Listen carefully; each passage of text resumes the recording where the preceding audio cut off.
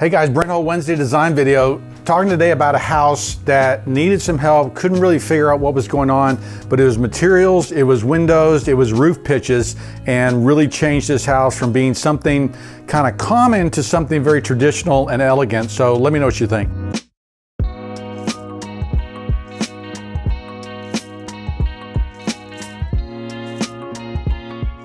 Okay, this is a house that we're working on that is traditional in nature, and the homeowner basically had said, I'm not sure what's wrong with it, but something's wrong with it. So we began to play with it in a number of different ways, and it's really just looking at the traditional elements and traditional details. For instance, what was happening was that, and this is the a number of versions I did on it, but basically showing kind of this 3-bay original version, and then this 5-bay version I did as well.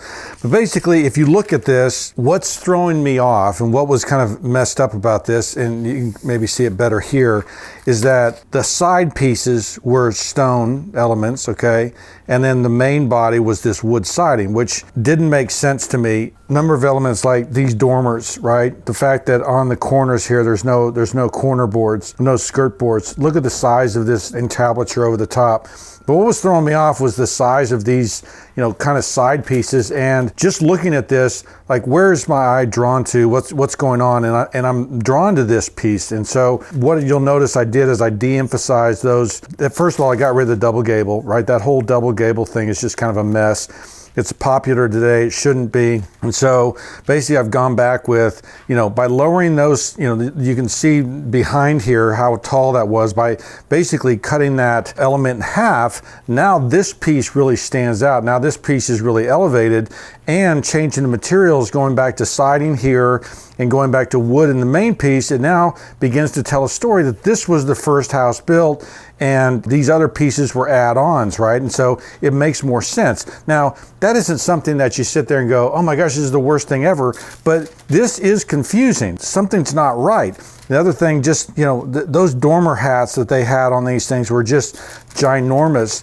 The fact that they don't even start until well above the window. I don't know whether the designer was hoping to get some elevation on the deal, but I've gone back and kind of set them into where they just kind of punched through the roof line, gave them a more subdued top, and I think it works a lot better. What you'll see too is that when I looked at it from the front, you can see maybe a little bit where those other things were. I've also taken away this element. So this is a garage coming from the other side that, peeks over and kind of takes a bite out of that roof. And I just put a hip roof there so that it goes away. And if you're standing here, you'll never even see that, but it doesn't have this lurking feeling that there's something, going to grab you on the backside of this house. Simplifying that, very subtle things like opening up the columns. So right now, if you look at the spacing of the columns, the widest areas are on the outside and the thinnest areas on the inside. Now,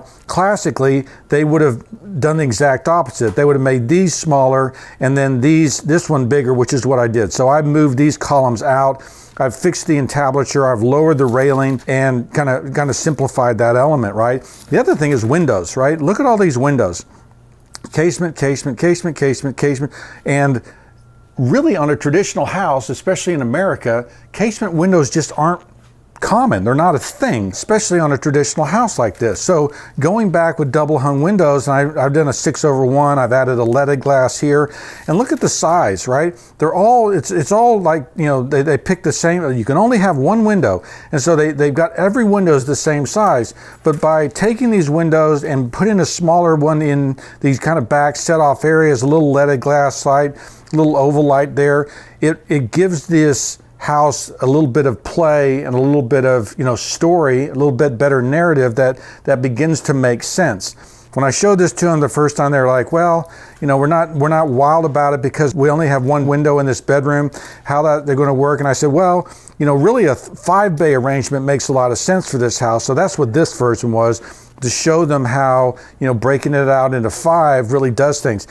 I don't know, it gets a little busy, but I think I like the 5 over the 3. You know, it's a coin flip to me. I like them both, and I think they both look good.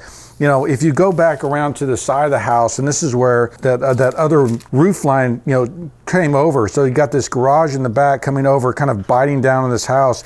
And look how, by lowering that, you know, that roof line, taking out the double gable, really reduces that. I've hipped this up so that you really don't see it very much. And then again, just playing with windows and playing with double hungs here instead of casements, changing the size of these things. These are in bathrooms and utility rooms. I don't know why you have a shed dormer here and then 3 dormers here. I've just gone back with, you know, kind of this dormer arrangement, shed dormers, but this one's bigger because this actually is in a golf simulator above. Doing little things like having doors that don't just sit out, you know, naked on the side of a building, but by putting glass in the door, it gets better. So what you're seeing here is just a combination of 15 things, you know, putting corner boards on this thing, putting gable end returns. You notice they've got those bad gable end returns there.